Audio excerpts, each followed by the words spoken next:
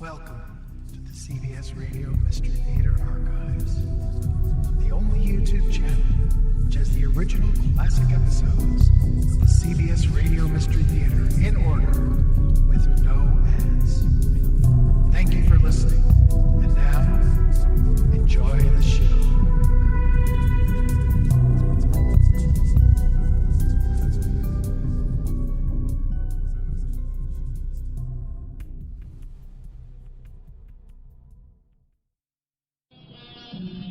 Welcome. I'm E.G. Marshall.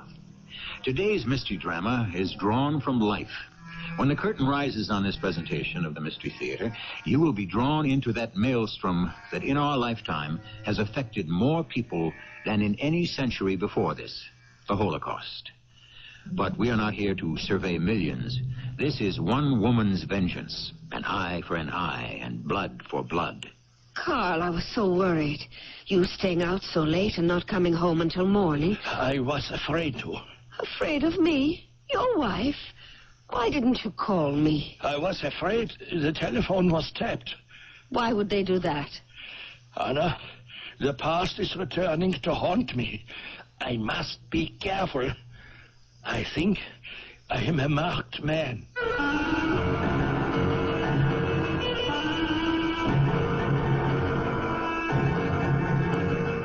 Our mystery drama, The Final Step, was written especially for the Mystery Theater by G. Frederick Lewis and stars Marian, Seldes and Roberta Maxwell.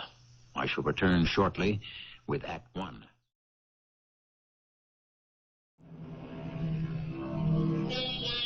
The time is now.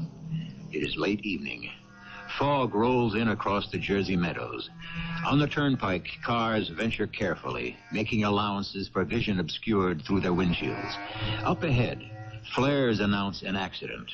Like an overturned bug, sprawled across the highway, a sedan lies on its roof. An ambulance swings away with its passenger. I'm a medic, ma'am. I'm not a policeman. You don't have to explain anything to me. The trooper behind us will ask all the questions when we get to the hospital. I'm sorry about all this. Now, are you from Market Street Hospital? Yeah, how'd you know? You're a paramedic with the ambulance service. Hey, do I know you? No, I work at General Hospital. I'm a nurse's aide. No kidding. What lousy luck for you. I mean, it's good luck that you're getting out of the wreck. It could have been worse. Did I make the bandage on your arm too tight? No, it's all right. I'm fine. You sure? Maybe I better do it again. Oh? Oh, it is too tight.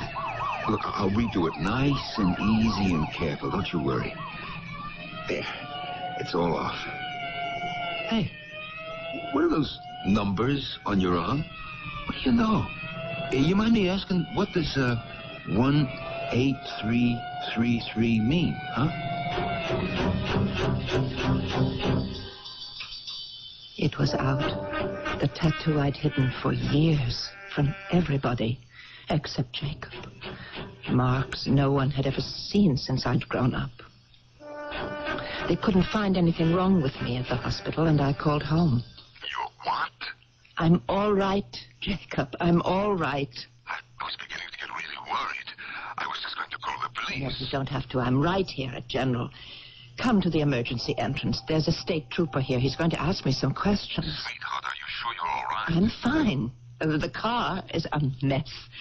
I can go home as soon as you come to get me. I'll be there in half an hour. Well, hurry, will you, darling? Of course I will. But I'm not going to go so fast on a foggy night to have an accident like some people I know. Oh. How did it happen?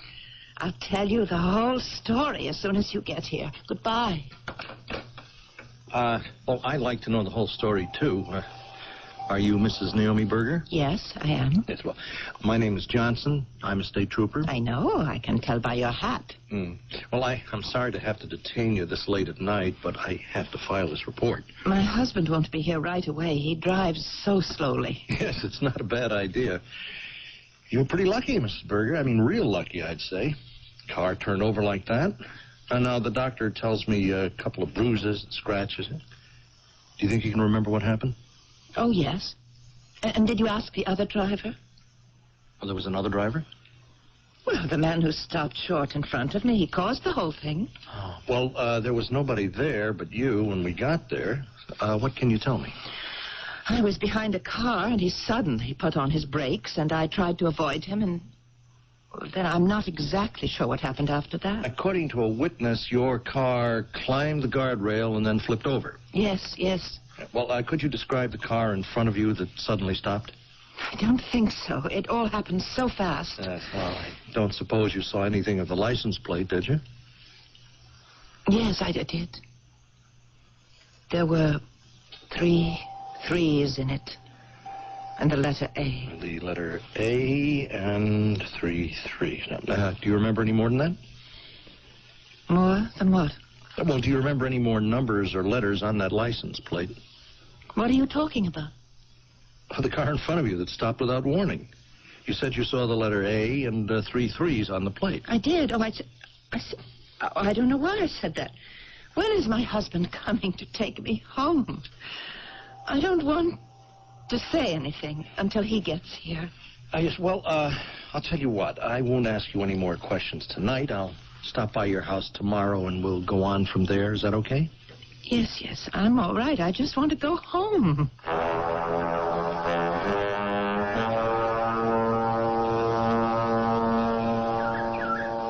Good morning, Naomi. I thought we'd have breakfast in the garden today. Jacob, you're the sweetest husband.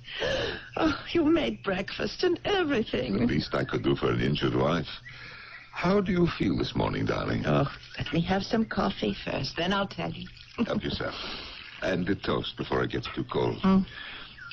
There was a state trooper who phoned earlier. He was to come to see you. I told him you were still asleep. He's coming over this afternoon. Oh. Darling, what is it? You dropped your cup. I don't know what it is. My hand started to shake. After last night, that is not so strange. Oh. Well, we won't talk about what happened. We'll put it all out of our minds. But I want to talk about it. Are you sure? Yeah. Where's the marmalade? It's right in front of you. Oh. Anyway, the trooper said I should tell you they were trying to track down the license plate with the letter A and the 3 3s. When he realized he had not asked you the color of the plate, so they could identify which state it was. I never said anything to him about A and 3 3s. Naomi, could you have said that because, well, Out of shock, maybe. In the ambulance, this young paramedic saw the A18333 on my arm. Could I have been so confused that I said that about the license plate of the car I almost ran into? I didn't tell you, did I? He was driving that car. Carl Dürer. Naomi, makes sense. How could it have been him? Now, I wish you would put all this behind you. It's making you see things, and what is worse, believe them. Now, give it up, sweetheart. Give it all up. What is past is past. I'll never give up. How can I? How could you have seen the face of a man in a car in front of you at night? Oh, Jacob, you just know it. You remember London? What? It was like that? When you spotted him on Waterloo Bridge and he ran away from you? Tonight he knew I was right there behind him. Well, if he did, and he stopped short on purpose, you might have been killed. The Lord has other plans for me. Don't make it too hard for the Lord to protect you. How many years is it now that you've been following this man? I don't count it in years, Jacob. I count it in lives. My mother's, my father's, and my sister's. You didn't know them, or you wouldn't dream of saying to me, give up. My darling Naomi, they are gone. Death camps, Nazis, crematoria. It is all part of history. It is over now. Not for me. Ever. Well, look at it dispassionately. Let us say that Carl Dürer is here in New Jersey. He is. And you have chased him, hunted him down from Auschwitz to Genoa to London to Argentina to New Jersey. Are you denying it was him? Of course it was. So he is here now, somewhere, in some town or city. Where does he live? Under what name? I have found out before. I can do it again. Why is he driving in front of you on the turnpike at night, or know it was you behind him? Professor, what point are you making? Naomi, is it not possible it has become an obsession? It is an obsession. I don't deny that.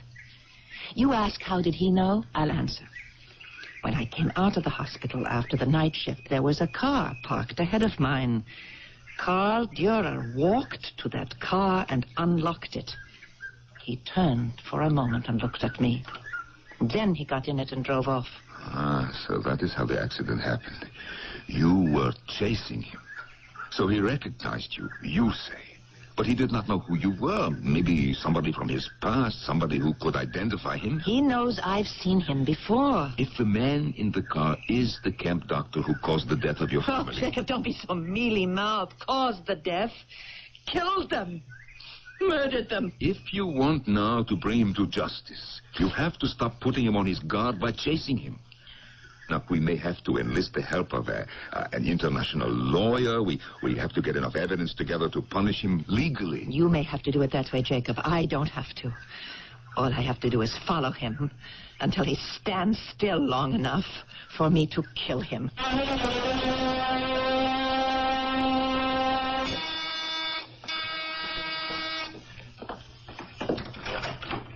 Carl, what did you ring for? Don't you have your key? Where have you been? I lost my house key and my key to work. I told you to put them on the same ring with the car keys. Look what time it is. Anna, please. I can't think anymore. Can I have some coffee? Of course. Carl, take your shoes off. Sit in the big chair. This was a bad night for me, Anna. A whole night. And what time is it now? 10 o'clock in the morning, and you're not at work. What will Mr. Perlman say? What will he say? Carl, I hired you at the recommendation of my foreman, Ernst. Yeah, good work with your fingers assembling the transistors. I made you a section supervisor. We have a small shop here, Carl, and not the shop for work is serious. That's what he will say. What are you talking so crazily for? Mr. Perlman is your friend. Here's the coffee. Drink it slowly. I made it strong. I was so worried. It's not like you not to call me. Oh, that's good. I was afraid to, Anna. What are you talking about? Afraid of me? No, afraid the telephone was tapped. Somebody listening. What do they know about you to listen? Who is it? Well, that's the problem. I wish I could be sure, but I don't know who they are. Last night, we had our usual game, you know. I left Fritz and Heinz and Ernst about 11, and a little after. I go to my car, and there is this woman getting into her car behind me.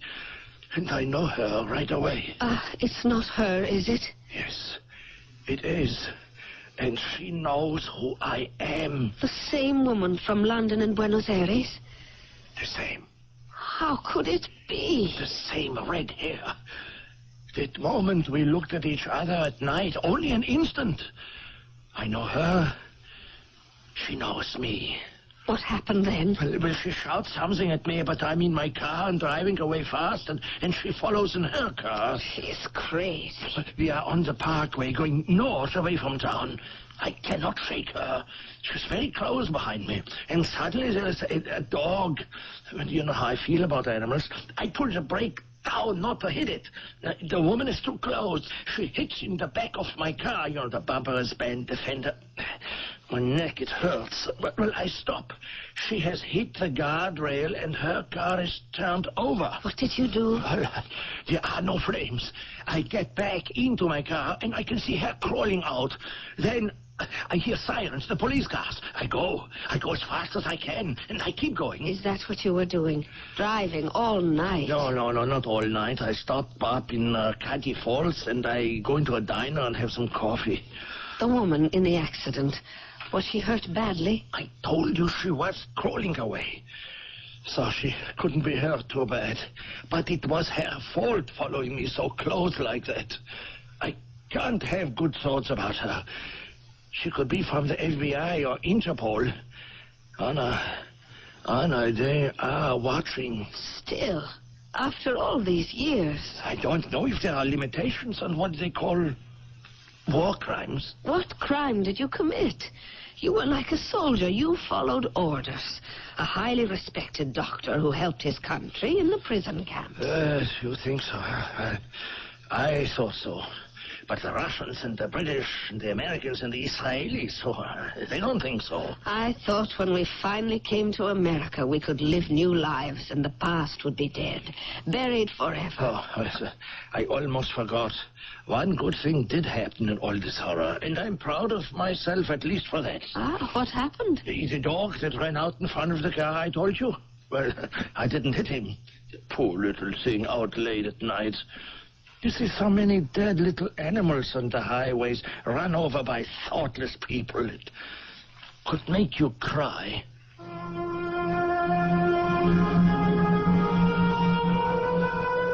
I think you're getting the drift of where all this is leading. This is no mere tale of retribution or revenge. It involves a crime of war. All societies, it's been said, are capable of committing war atrocities. So who are we to cast the first stone? I shall continue our account of Naomi's pursuit of such a criminal when I return shortly with Act 2. A volunteer nurse's aide who has suffered the loss of her family in the Nazi extermination camp of Auschwitz some 35 years ago has made it her mission in life to bring the prison doctor responsible for the murders to justice, and has pursued his shadow across 2 continents. This is the incomprehensible position I find myself in. Me, Karl Dürer, graduate of the Medical Academy at Dresden, honored in Stuttgart and Berlin for outstanding genetic research. I conducted bona fide medical experiments at Auschwitz. They don't believe that. I was never a Nazi. They don't believe that. So for years, I've been on the run. It is unjust. This creature with the red hair, she must have survived somehow. What does she want from me?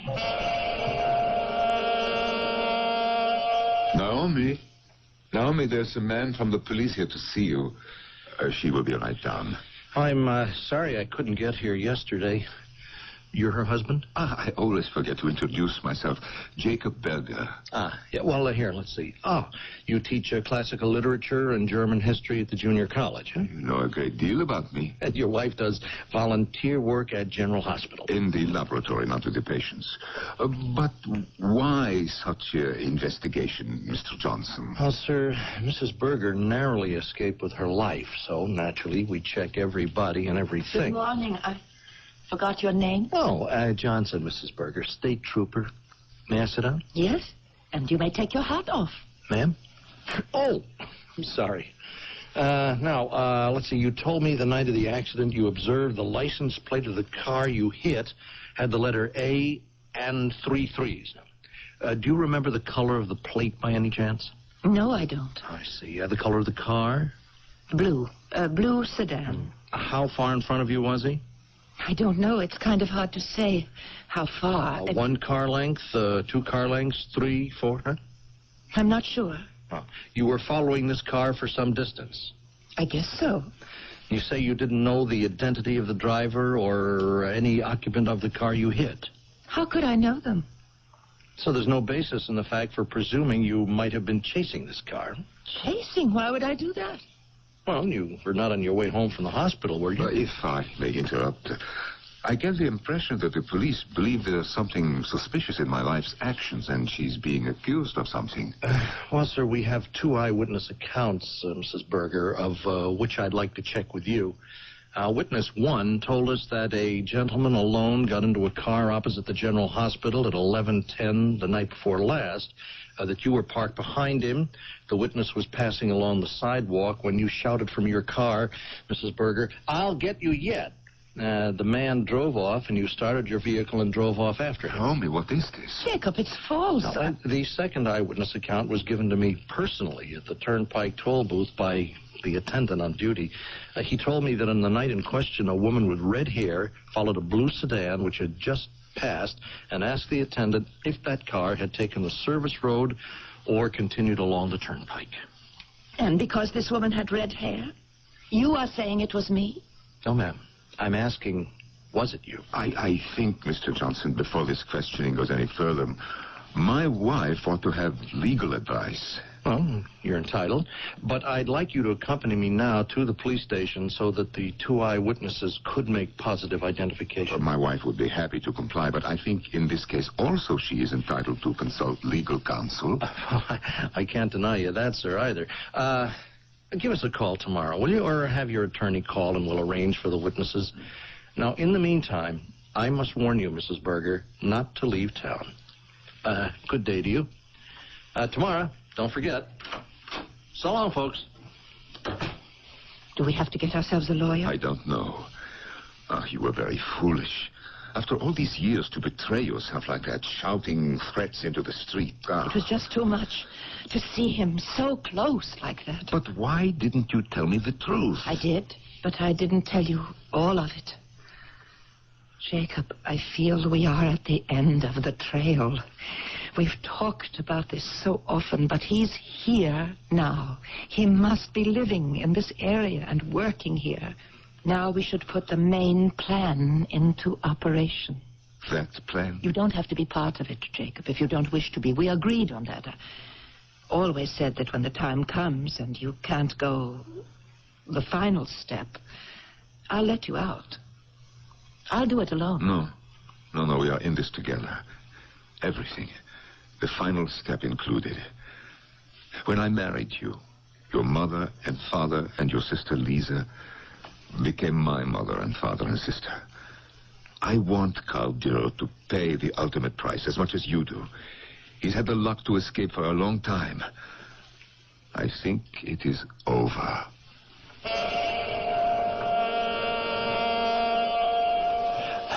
Anna, luck will not always be mine. How much longer can I escape this woman with the red hair? There is a way. To be rid of her. Forever. Face her. Find her. Speak to her. Ask her why for the last 15 years. Is that when we were in London 15 years ago? Why does she follow you? What does she want? If instead of running from her, Carl, as if you had done something wrong, as if you were guilty of something, you spoke together. Anna, you don't know what you're talking about. I can't do that. Why not? What did you do wrong? So you were a doctor in a prison camp. It wasn't by choice. You were conscripted. They wanted an expert in genetics.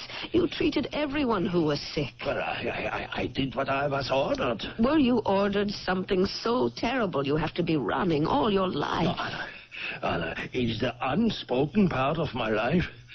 You've been wise enough not to ask me what I did, and why after the war I had to give up being a doctor, and why I disappeared from Germany for so long. And then, when I finally wrote you under a new name from London, you came and joined me and never asked me why. Ask me nothing now, also.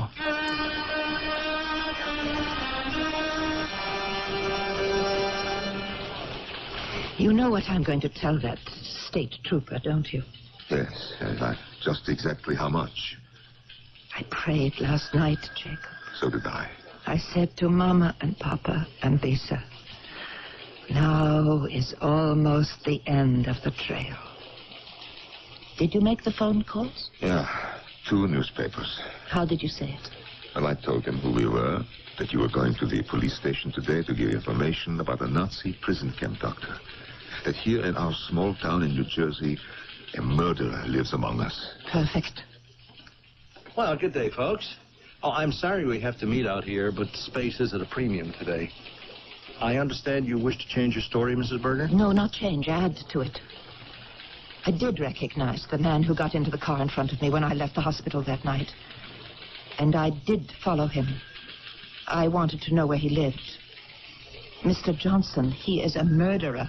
Ah, I see. So you ran into him deliberately? No, that was an accident, just as I told you. His name was Dr. Carl Dürr. Hmm? And you have a basis for your accusation of murder? I was there when he killed 3 people, if that's what you mean. This happened recently? A long time ago. And did you report it? No, I didn't. Well, why not? No, you see, what my wife has not made clear is that this Dr. Dürer performed medical experiments, so-called, in a Nazi prison camp, which resulted in the death of her father and mother and twin sister.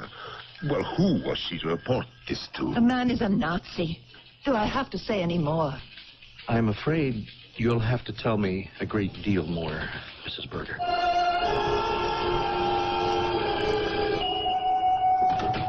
Carl, is that you? Yes, I'm home, Anna. Oh, I'll get the phone. No, don't answer it. Don't answer it, please, Carl. Why not? It's been ringing all day, since you went to work. Why don't you answer the phone? This is too stupid. Carl, please. Hello? Hello? Who is this? Who is this? Who are you? It was one of them, wasn't it? Has this been going on all day? Horrible. He called me a Nazi murderer. That's why I stopped answering the phone. Didn't you see the morning paper? No. Here. Look. On the front page. Anna, please, you read it. A murderer in our midst. Mrs. Naomi Berger accuses Karl Dürer of being a Nazi torturer at Auschwitz, the infamous Nazi extermination camp of World War II. The wife of Jacob Berger, professor of German history, made a statement today at police headquarters denouncing Stop it! All day, people have been calling here. They look us up in the telephone book. What are we going to do? We have to go away. Where can we go, Carl? You must stand up to this woman. See her. Go there. What do you have to fear? It's all lies. Make her believe you, this Mrs. Jacob Berger. And it's no use. The authorities will come, and they won't listen either. Yes, I performed experiments under orders. Of course people die. They would have died anyway. I put them to sleep. Wasn't it a better death than being shot or gassed like the others? You could be accused of murdering, like it says. Anna, I have got to go out. I'm going to find that woman. I am going to face her, as you say. Oh, where's the telephone book? Where it always is, next to the telephone. Yes. Yes, here it is. Just like any other name. Now, what is her husband's name? Jacob. Yes, Jacob. Yes, Jacob Berger. Who are you calling? Mrs. Jacob Berger. I am going to tell her that Dr. Karl Dürer is on his way over to pay her a house call. Don't go over there, Carl, yet. Oh, Mrs. Berger? This is Karl Dürer. No, Carl, no. Just a moment, please. Anna, please. If you are determined to see her, don't warn her when you're coming. Suppose she has some police with her when you get there. Do as I say, Carl. Hang up. You're right. For a change. I will be the hunter, and she the hunted. Let her wonder what I am going to do next.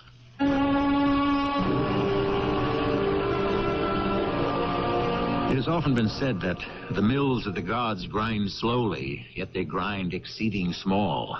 In other words, the reward of patience is justice.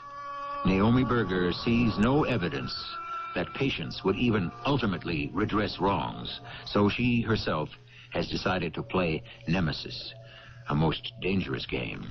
I shall return shortly with Act 3.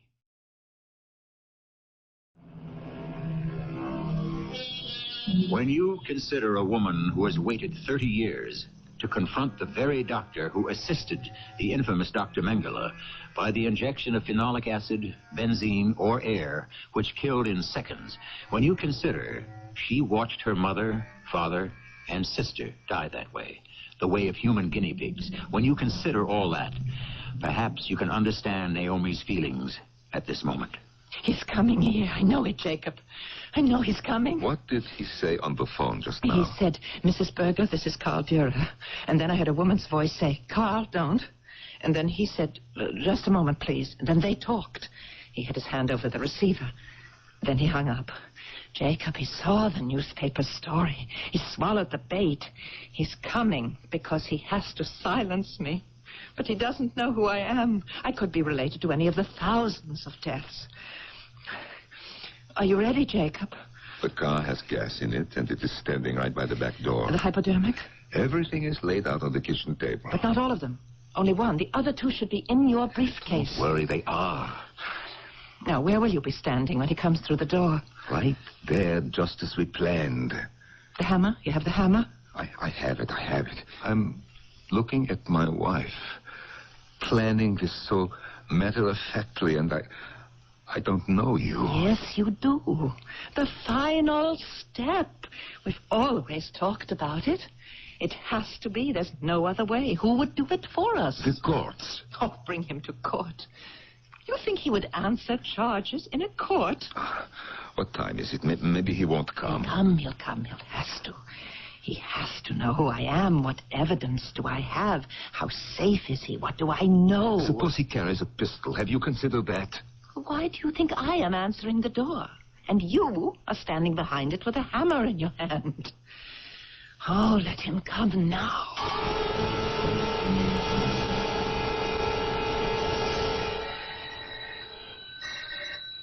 That's him. The ring of authority. Are you going to answer it? Open the door before he goes away. You have the hammer? I told you that I have it, you see? All right. No, wait. What for? If he has got a gun, warn me. I'm coming. Mrs. Berger, Yes? is your husband home? I'm afraid not. I am Karl Dürer. I think you wish to talk to me. May I come in?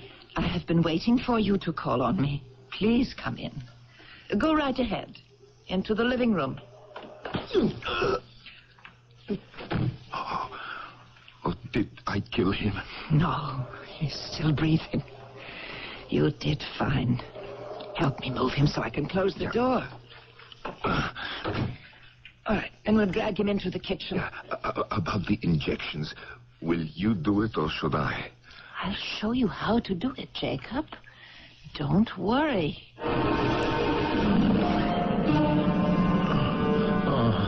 He's coming to. Oh, how is he going to react when he is fully conscious? His mind will be fairly clear, but he'll have no power over his body.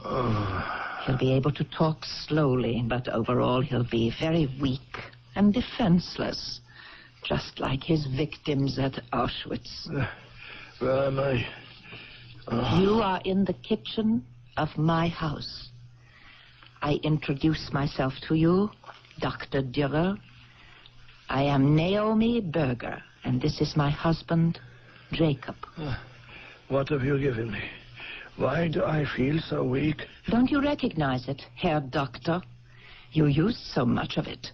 It is the same drug you gave my mother and father and sister many years ago to quiet them, so that when you were quite ready to administer... You are mistaking me for someone else. I thought as a genetic scientist you would like to experience this sensation firsthand. I can't move. Well, perhaps it is not entirely the drug. Perhaps you are paralyzed with fear. 3 doses tonight. 1 for my mother, 1 for my father, and 1 for my sister, Lisa. Why do you accuse me of these things? Because I was there. I was in that hospital. The 4 of us. I saw with my own eyes. I saw your Dr. Mengele say to you, Carl, take care of these biologically inferior specimens. So it was time for the second treatment, and you injected the specimens, mother, father, and Lisa. You're wrong. I was not a camp doctor at Auschwitz. But then it was time for lunch, and you said to me, little girl, wait there, so your mother and father and sister will see you when they wake up. And then you went to lunch. That was not me. You are mistaken. It was someone else. Only I knew they would never wake up, and for some reason I wasn't weak. I was strong, and I ran away, and I hid. Naomi, is it time for the next injection? No, not yet. The redhead. You are the redhead. Can you remember now, Herr Dürer? 15 years ago, 20. I never forgot you, Herr Dürer. Everything is fine, Jacob, all in order. I'll help you carry the doctor to the car.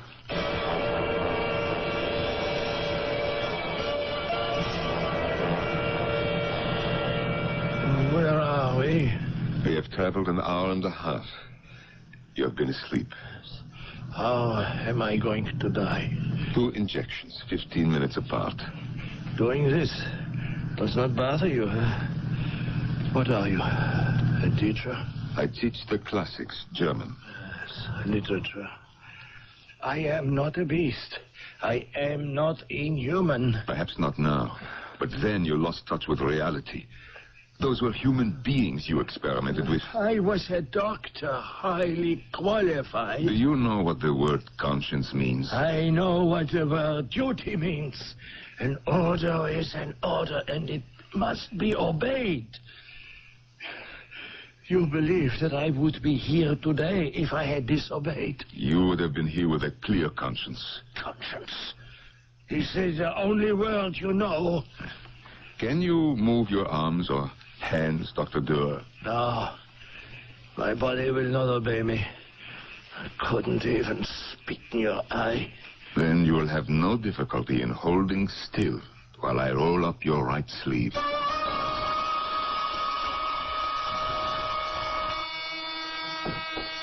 Oh, Carl, I've been so worried.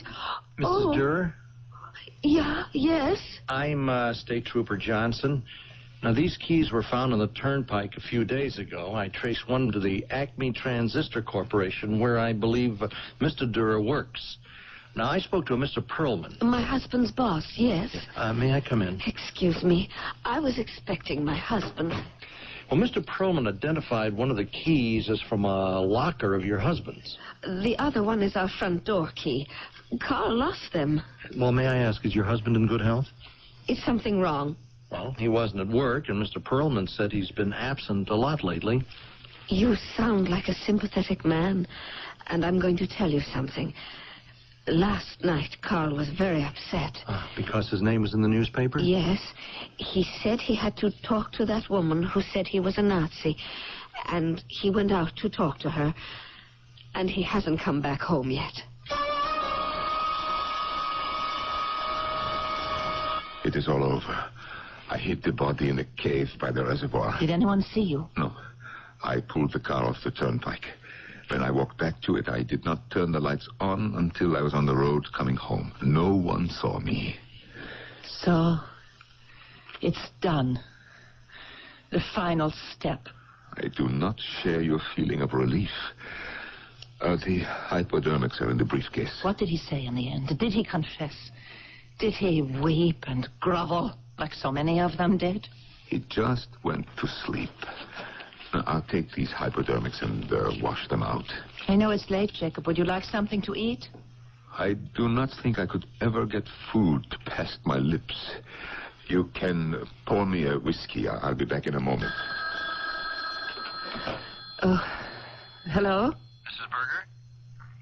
Yes, this is she. This is Trooper Johnson. I know it's very late, but something important has just developed, and I have to talk to you, ma'am. Well, come on over. We're still up. I'll leave the light on outside. Oh, good. I'll be there in 5 minutes. All right. Jacob, come here quickly. What is it? Who is that on the telephone? Our friend Johnson, that state trooper. He's going to be here in 5 minutes. Oh, my Lord. Now, put the briefcase in the upstairs closet with my nurse's aide uniform. Are the instruments clean? Yes. Oh, how could they have found him so quickly? Now, remember, you were here all evening. Put your slippers on. Go sit on the sofa. Open a book. Mr. and Mrs. Berger, I am going to dispense with the apologies for the lateness of the hour. Now, I've been to see the wife of Carl Dürer. He left home to come here, Mrs. Berger. Now, did you see him? No, I can't say I did. At no time today has Carl Durer been to see either of you? But Jacob and I have been here alone all evening. I see. I haven't yet informed Mrs. Durer, so I shall ask you to keep this to yourselves for the present. 2 hours ago, in the Reservoir District, Carl Durer was discovered run over on the turnpike, dead. Now, he was apparently hit by some vehicle. You think he was walking along the highway and he was hit by a car? Well, he's been taken to the morgue, and after a thorough examination, we ought to be able to pinpoint the cause of his death. I'd better go now and inform Mrs. Durer. He suspects us. They're going to find traces of the poison in him. I don't understand how, after those injections, he could get up and walk to the turnpike. It was the identical phenolic acid he used on Mother and Father and Lisa. It is just beyond me. Naomi. You told me you left him hidden in a cave by the reservoir, but that's over a mile from the main road. Jacob, what happened? Naomi, I could not do it. I did not inject anything lethal at all. I started to roll up his sleeve. I took out the hypo and he passed out. Fear, shock, or what remained from the original tranquilizer, I do not know. I pulled him out of the car. I propped him against a tree, and I drove off. I knew he would wake up sometime. I'm sorry, Naomi. You didn't do it. I couldn't. I could not take that final step. Oh, my dear Jacob. How could I have asked it of you? He must have come to and started to walk home, and somebody else. He could have been blinded by headlights. Oh, Jacob. All these years, and we never punished him. Isn't it enough that we brought him to the edge of death?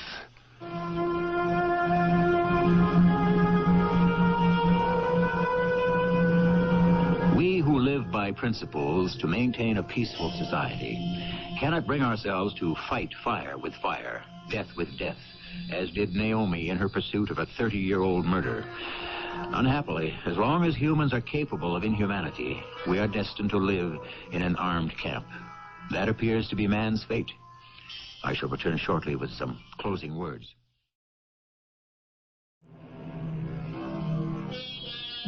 None have defined man's nature better than Rudyard Kipling.